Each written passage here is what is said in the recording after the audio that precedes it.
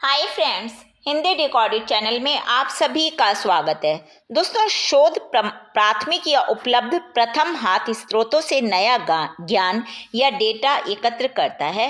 यह आमतौर पर समस्त सिद्धांतों की खोज पर केंद्रित होता है और शोध को एक व्यवस्थित और सटीक जांच कहा जाता है, क्योंकि कोई भी शोध लिखा जाता है तो उससे पहले एक सटीक जांच की जाती है जो कि व्यवस्थित रूप में होती है, तभी शोध तैयार होता है। शोध की विशेषताओं को आमतौर पर विश्वसनीय और वैध माना जाता है। इसकी जो विशेषताएं होती हैं वो विश्वसनीय होती हैं और वैध होती हैं। तो दोस्तों, आज के अध्याय में हम शोध की कुछ विशेषताओं पर चर्चा करेंगे। तो चलिए शुरू करते हैं अपना आज का अध्याय। दोस्तों, शोध जो ये एक शब्द है, यह एक तार्किक तकनीक को दर्शाता है, यानी कि जिसमें तर्कपूर्ण बातें लिखी जाती हैं, जिसमें समस्या के मुद्दे को स्पष्ट करना, परिकल्पना को बताना या तैयार करना, डेटा और तथ्य एकत्र करना, डेटा का विश्लेषण करना और फिर जो मुद्दे बताए जाते हैं उनसे संबंधित समाधानों या किसी से सैद्धांतिक निर्माण के लिए अनिश्चित सामान्यकरण के रूप में निश्चित निष्कर्ष प्राप्त करना शामिल है। यानी कि देख परख कर फिर उसके जो निष्कर्ष होता है उसको जांच कर तैयार करना ही शोध है। दूसरे शब्दों में आप ऐसे कह सकते हैं कि शोध एक ऐसी प्रक्रिया है जिसमें किसी विशेष विषय या मुद्दे की समझ को और विचार को बढ़ाने के लिए, यानी कि किसी विशेष मुद्दे पर जब शोध लिखा जाता है तो उसके बारे में जो भी समझ या विचार होते हैं उनकी जानकारी एकत्र की जाती है। फिर उसको जांचने के लिए आवश्यक चरणों का एक क्रम होता है, उसके बाद ही शोध तैयार होता है। शोध की विशेषताएं क्या है दोस्तों? एकाग्र। पहली विशेषता है एकाग्र, यानी कि कोई भी शोध उद्देश्यपूर्ण होना चाहिए। इसका मतलब है कि शोध को एक निश्चित लक्ष्य और उद्देश्य के, कोई आपका लक्ष्य होना चाहिए, उसके साथ आपका उद्देश्य होना चाहिए, उसके बाद ही शोध किया जाएगा। और किसी भी शोध में आगे बढ़ने के लिए जो उद्देश्य हैं उनसे हमें मार्गदर्शन लेना चाहिए। शोध का उद्देश्य हमेशा यह निर्धारित करता है कि शोध अभी कहाँ तक, शोधकर्ता जो शोध करने वाला है वो अभी कहाँ तक पहुंचा और कहाँ जाना चाहता है।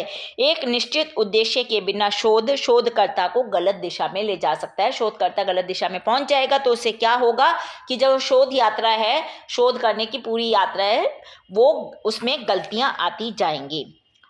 दूसरा है दोस्तों नियंत्रित। शोध में नियंत्रण से तात्पर्य कार्य प्रणाली से है, जिसे शोध करते समय लागू किया जाता है कि उस पर ये नियंत्रण रहेगा। और जो प्रयोगशाला में शोध होते हैं वो आसान है, लेकिन मानव विज्ञान में नियंत्रित प्रयोग करना बहुत मुश्किल है। एक अच्छे शोध के लिए नियंत्रण का होना आवश्यक है। तीसरी विशेषता है दोस्तों कठिन।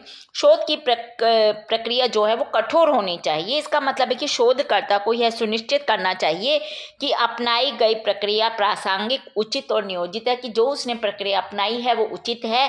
शोधकर्ता द्वारा किए गए शोध की प्रासंगिकता के संबंध में कोई संदेह नहीं रहना चाहिए। जो उसने हमें ठोस अपने प्रमाण प्रस्तुत किए हैं वो बिल्कुल सही हैं, उनमें कोई संदेह नहीं है। एक शोधकर्ता से दूसरे शोधकर्ता और एक अध्ययन क्षेत्र से दूसरे अध्ययन क्षेत्र में कठोरता अलग अलग हो सकती है। शोध को वैध बनाने के लिए शोधकर्ता द्वारा जितने भी पहलू सोचे जाते हैं उनका अध्ययन पहले किया जाना चाहिए। व्यवस्थित। दोस्तों, कोई भी शोध व्यवस्थित होना चाहिए।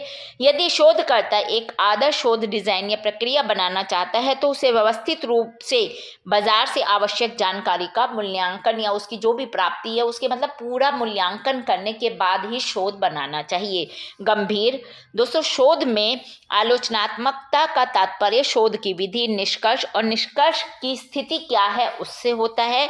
शोध के आलोचनात्मक मूल्यांकन का अर्थ है शोध और उसके सभी निष्कर्षों की सावधानी पूर्वक और व्यवस्थित रूप से जांच की जाए और उसके बाद यह पता लगाया जाए कि किसी विशेष क्षेत्र या संदर्भ में जब परिणाम लागू किए जाएंगे तो उनकी विश्वसनीयता, भरोसेमंदता, मूल्य और वो प्रासंगिक है या नहीं है। यह विश्वसनीय और कुशलता से साक्ष्य खोजने की अंतिम शर्त होती है। अगली विशेषता है प्रयोग सिद्ध। शोध जो भी होता है वो अनुभव पर आधारित होता है। इसका अर्थ है कि निकाला गया कोई भी निष्कर्ष नैतिक या ठोस साक्ष्य, अवलोकनों और वास्तविक जीवन के अनुभवों से एकत्रित जानकारी पर आधारित होता है। हम शोध में कभी भी कल्पना का सहारा नहीं ले सकते। उद्देश्यपूर्ण, शोध का एक विशिष्ट उद्देश्य होता है, जैसे कि किसी समस्या का समाधान करना, फिर उसके बाद ज्ञान में वृद्धि करना। आपका जो भी शोध है वो किसी समस्या का समाधान उसके द्वारा हो रहा हो, किसी की ज्ञान में वृद्धि हो रही हो, या सिद्धांत की पुष्टि या फिर कोई खंडन करना। व्यवहार्य, दोस्तों शोध को हमेशा व्यवहार्य होना चाहिए, यानी कि शोधकर्ता के पास जो भी शोध करने के लिए आवश्यक संसाधन है, जैसे समय, धन, उपकरण, ये सब होने जरूरी होते हैं।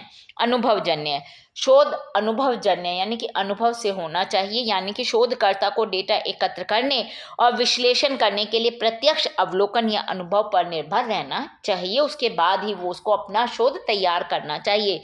दोस्तों स्पष्ट, यानी कि शोध एकदम स्पष्ट होना चाहिए। शोधकर्ता को अपनी शोध प्रक्रिया, निष्कर्षों, सिफारिशों को बिल्कुल स्पष्ट रूप से व्यक्त करना चाहिए, उसमें कहीं भी तनिक भी चूक नहीं होनी चाहिए। ज्ञान का आधार, किया गया कोई भी शोध हमारे पास उपलब्ध ज्ञान में वृद्धि करता है। शोध का मतलब ही है कि ज्ञान में वृद्धि हो, और कभी कभी ज्ञान श्रेणी के वो नए आयाम भी खोलता चलता है। तार्किक और तर्कसंगत, दोस्तों शोध जो है वो तार्किक भी होना चाहिए और उसके अंदर तर्क संगत होना चाहिए, तर्कों से ही बात कही जानी चाहिए। शोधकर्ता को अपने निष्कर्ष को समर्थन करने के लिए शोध में ठोस तर्क और सबूत प्रस्तुत करने आवश्यक होते हैं, यही उसकी विशेषता भी है। सटीक और निष्पक्ष, दोस्तों कोई भी शोध सटीक होना चाहिए और एक पक्ष में होना, निष्पक्ष होना चाहिए, किसी पक्ष की तरफ नहीं होना चाहिए, यानी कि शोधकर्ता को किसी भी पूर्वाग्रह या व्यक्तिगत राय से प्रभावित होकर अपना शोध नहीं बनाना चाहिए। अंतिम और अगला है सामान्य सिद्धांतों की खोज पर केंद्रित। जो दोस्तों शोध जो है वो अक्सर सामान्य सिद्धांतों की खोज पर केंद्रित होता है, जो कि जितनी भी घटनाएं होती हैं, विभिन्न घटनाएं, उनको समझने और समझाने में मदद करते हैं, तभी शोध एक अच्छा शोध कहलाता है। तो दोस्तों ये हमने आज के अध्याय में शोध की कुछ विशेषताओं पर चर्चा की। हिंदी भाषा के और भी प्रमुख विषयों पर हम आगे के अध्यायों में समय समय पर इसी प्रकार चर्चा करते रहेंगे, पर दोस्तों उसको सुनने के लिए आपको मेरे इस चैनल को लाइक और सब्सक्राइब करना होगा। साथ ही दोस्तों हिंदी भाषा से संबंधित कोई भी प्रश्न आप कमेंट बॉक्स में मुझसे पूछ सकते हैं, मैं शीघ्र ही उसका उत्तर देने की कोशिश करूंगी। धन्यवाद दोस्तों, आपका दिन शुभ हो।